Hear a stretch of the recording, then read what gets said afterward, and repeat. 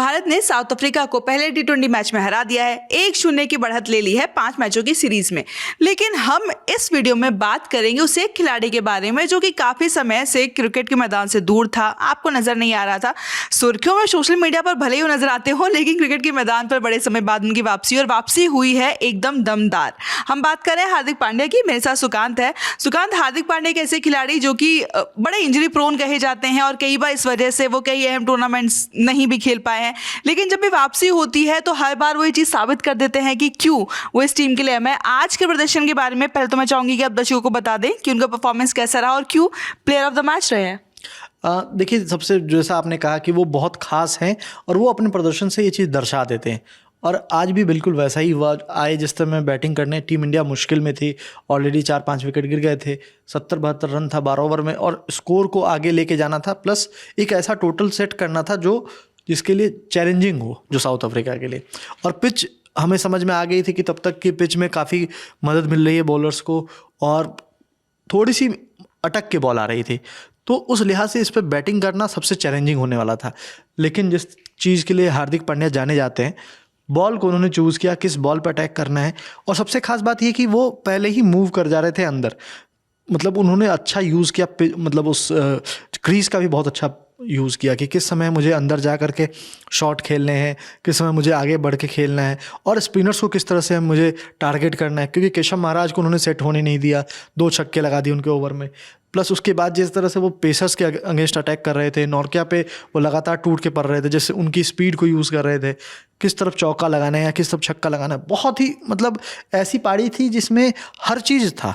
मतलब अगर आप बैटर्स में एक चीज़ देखना चाहते हो ना कि एक बैटर, कंप्लीट बैटर, वो क्या कर सकता है ऐसी पिचों पे, वो हार्दिक पांड्या ने करके दिखाया है। और सिर्फ यही नहीं, जो एक सीनियर का रोल होता है कि टीम के सबसे सीनियर प्लेयर्स में से एक हैं, जो सबसे लंबे समय से टीम के साथ हैं, बहुत लंबे समय से T20 खेलते आए हैं, तो वो चीज़ दिख भी रहा था कि वो रोल को भी, उस रोल को निभा रहे थे, चाहे वो अक्षर पटेल के साथ हो या उसके बाद जिस तरह से जो भी पार्टनरशिप उन्होंने की, वो हर पार्टनरशिप में, चाहे जितेश शर्मा लास्ट में उनके साथ हो, मतलब वो दिख रहा था कि हाँ, मैं गेम चला रहा हूँ। और इवन शिवम दुबे भी, जो शुरू में आकर के बहुत अनकंफर्टेबल दिख रहे थे, उनको भी उन्होंने काम किया कि नहीं, ऐसे नहीं, आप वेट करो, बॉल वेट करके खेलो, क्योंकि बॉल रुक के आ रही थी। अगर आप वेट करके खेलोगे तो हो सकता है आपको मौका मिल जाए गैप में बॉल को ढकेलने का, और उस तरह से शिवम दुबे ने भी 1-2 चौके लगा दिए। तो कहीं ना कहीं जो रोल जो उनको मिला हुआ था, और एक जिम्मेदारी होती है कि आप जब ऐसे प्लेयर हो जो कि हर जगह आपसे उम्मीद की जाती है, हर बार जब लगता है कोई नहीं चलता तो लगता है हार्दिक पांड्या तो है ना, ये कुछ करेगा। और सच में वो जो हम बात करते आते थे हमेशा सीनियर प्लेयर्स के लिए, विराट के लिए, रोहित के लिए, धोनी के लिए, वो बात हमेशा हार्दिक पांड्या के लिए भी होती है। कभी पांड्या है तो मतलब कुछ हो सकता है, और हमने ये बहुत लंबे समय से ये भरोसा जो उन पर जताया है, वो हमेशा उस पर खड़े उतरते हैं। और रही बात उनकी जो ऑलराउंड प्रदर्शन की, तो यार उन्होंने एक विकेट भी लिया, और डेविड मिलर का विकेट लिया है, और डेविड मिलर का उनके अगेंस्ट रिकॉर्ड बहुत ख़राब है। 15 में से 8 मुकाबलों में उन्होंने डेविड मिलर को आउट किया, तो कहीं ना कहीं बन चुके हैं मिलर उनके। बिल्कुल। तो वो चीज़ जो है ना, वो दिख रही थी कि मैच में पूरे तरीके से कंट्रोल पहले उन्होंने उस जगह अपनाया, बैटिंग में किया, और स्कोर को 175 तक पहुंचाया, जो बहुत एक अच्छा टोटल था ऐसी पिच पे। उसके बाद जो उन्होंने ये कारनामा किया वो बहुत खास। लेकिन इस मैच में सिर्फ हार्दिक पांड्या ऐसे खिलाड़ी नहीं थे जो चोट के बाद वापसी कर रहे थे, टीम में आ रहे थे। एक और ऐसे खिलाड़ी थे जिन्होंने चोट के बाद वापसी की, लेकिन अगर आप हार्दिक पांड्या के साथ कंपेयर करेंगे तो उनका प्रदर्शन उतना अच्छा नहीं रहा है। हम बात कर रहे हैं T20 में भारत के उप कप्तान शुभमन गिल की। यहाँ पर सुकांत, एक और चीज़ देखने लायक ये है कि रिहैब में हार्दिक पांड्या भी गए, रिहैब में शुभमन गिल भी गए, लेकिन हार्दिक T20 टीम में वापसी से पहले घरेलू मैच खेल कर गया, जबकि शुभमन गिल के साथ ऐसा आप कह सकते हैं कि उनको नहीं कहा गया या उन्होंने मैच नहीं खेला। आपको लगता है कि कहीं ना कहीं ये एक वजह हो सकती है, क्योंकि जब आप इंजरी और रिहैब के बाद वापसी करते हैं तो रिदम में आने में आपको थोड़ा सा टाइम लगता है, क्योंकि आपकी बॉडी किस तरह से रिएक्ट करेगी शायद एकदम से आपको समझ में ना आए, और कहीं ना कहीं यही कारण था कि आज शुभमन गिल उतना अच्छा प्रदर्शन नहीं कर पाए, और हो सकता है कि आगे हम सीरीज में उनको बेहतर करता हुआ देखें। बिल्कुल, जो आपने बात कही ना कि जब रिहैब से आप आते हो और एक लंबा गैप हो गया, 1 महीने के बाद वो क्रिकेट खेल रहे थे, कोलकाता टेस्ट था लास्ट टाइम जब वो खेले और उसमें इंजरी हो गई थी उनको, तो ऑब्वियस सी बात है कि जब आपने एक शर्त रखी है, हार्दिक पांड्या भी फिट थे, उनको भी फिटनेस सर्टिफिकेट COE से मिल चुका था।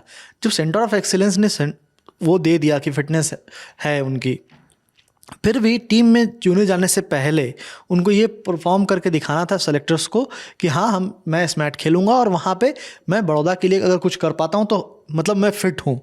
मतलब वो फिटनेस साबित करने के लिए भी प्लस एक रिदम लेने के लिए। और देखा होगा आपने कि 77 रन की वो पारी उन्होंने बड़ौदा के लिए खेली थी उस मैच में।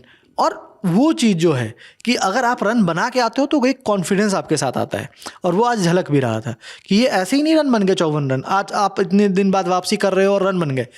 उन्होंने डोमेस्टिक में जाके खेला, वहाँ रन बनाए और वो कॉन्फिडेंस लेकर के आए। यही अंतर यहाँ पे शुभमन गिल के साथ था। फिट हुए, सीधा टीम में एंट्री। भाई एक चीज़ जो आपको समझनी पड़ेगी, रूल्स सबके लिए सेम होने चाहिए, क्योंकि ये जो चीज़ है ना कि आप उनको तो फिटनेस साबित करनी होगी, इनको नहीं करनी होगी। ये फिट है तो ठीक है आप टीम में डायरेक्ट आ जाओ। इसका असर आपको दिख रहा है, क्योंकि आज शुभमन गिल क्या ट्राई कर रहे थे, शुरू से ही अटैकिंग करने का। बॉल फंस रही थी, नहीं फंस रही थी, आपको 1-2 बॉल देखना था। पहली बॉल पे बाउंड्री लगाई, दूसरी बॉल पे फिर शॉट खेलने गए और वहीं पे फंस गए।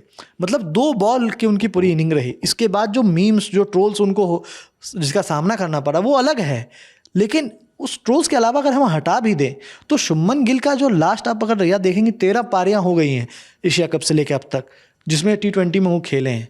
सिर्फ 2 बार 30 से ज़्यादा का स्कोर किया है। और लोगों का सवाल उठाना वाजिब है, क्योंकि जिस प्लेयर की जगह पे वो आए हैं संजू सैमसन ने पिछली 10 में से 3 सेंचुरी लगाई थी। तो ऑब्वियसली जब कंपैरिजन होगी ना तो वो बात आंकड़े पे आएगी। तो आपको ये चीज़ देखना पड़ेगा कि आप कब स्कोर करो, क्योंकि एक भी 50 नहीं है। 13 पारियां हो गई, एक भी 50 प्लस का स्कोर नहीं है, तो सवाल तो उठेंगे। और उसके बावजूद अगर आपको एक प्लेस दे दिया जाता है कि नहीं आप परफॉर्म नहीं कर रहे हो फिर भी, तो ये बहुत चैलेंजिंग होने वाला है। तो इसलिए आगे मैं भी देखना चाहूँगा कि ये जो कॉन्फिडेंस, अभी मैच तो आप जीत गए हो तो ये बात छुप जाती है। सेम ये चीज़ सूर्या के लिए भी है। सूर्या ने परफॉर्म तो किया था उधर इस मैच में, थोड़ा बहुत रन बनाए थे, लेकिन जो T20 आई में होता आ रहा है पिछले 20 पारियों से, बिल्कुल उनकी सिर्फ एक 50 आई है। तो वो एक चिंता बनी हुई है। यानी आपके कैप्टन और वाइस कैप्टन अगर वो परफॉर्म नहीं करेंगे ना, आप मैच भले जीत रहे हो, लेकिन जो चीज़ है ना, लोग देखना चाहते हैं इनको परफॉर्म करते हुए। और ये आपके लिए परेशानी भी बन सकती है, क्योंकि कुछ ही समय बचा है T20 वर्ल्ड कप में। जो परेशानियां अभी आपकी जीत में छुप रही हैं, हो सकता है सामने वाली टीमें T20 वर्ल्ड कप जैसे बड़े मौके पर इसका फ़ायदा उठाएं, बैकफायर कर जाए आपको। और वहाँ T20 वर्ल्ड कप की जब बात करते हैं, ICC टूर्नामेंट्स की बात करते हैं, तो आपके पास मौका नहीं होता है वहाँ पर वापसी के। नॉकआउट मैच में गलतियाँ सुधारने का मौका नहीं होता है। यहाँ तो आपके पास 4 मैच है, तो कोशिश यही होगी भारतीय टीम की कि अपनी गलतियों से सीखे और सुधार करे। फिलहाल इस वीडियो में इतना ही। मेरा नाम है रिया, साथ में सुकांत, कैमरा के पीछे विजय, और आप खेल जगत की तमाम खबरों के लिए देखते रहिए ललन टॉप स्पोर्ट्स।